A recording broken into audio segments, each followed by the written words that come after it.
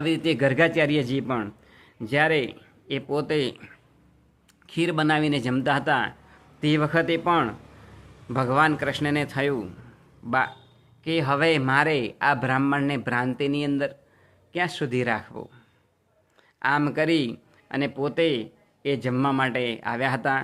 તે વખતે આ ગર્ગાચાર્યજીએ કહ્યું યશોદા માતાને, એ યશોદા, આ તારો જે કૃષ્ણ છે ને એ મારી રસોઈ જમી ગયું છે.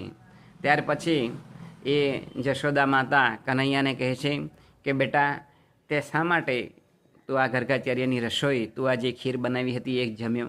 ત્યારે એ ભગવાન કૃષ્ણ કહે છે કે મને એમણે બોલાવેલો. ત્યાર પછી એ ગર્ગાચાર્યજી કહ્યું કે હું તો ભગવાનને મારા ઠાકોરજીને બોલાવતો હતો. ત્યારે ભગવાન કૃષ્ણ કહે છે કે હા, હું ઠાકોરજી છું.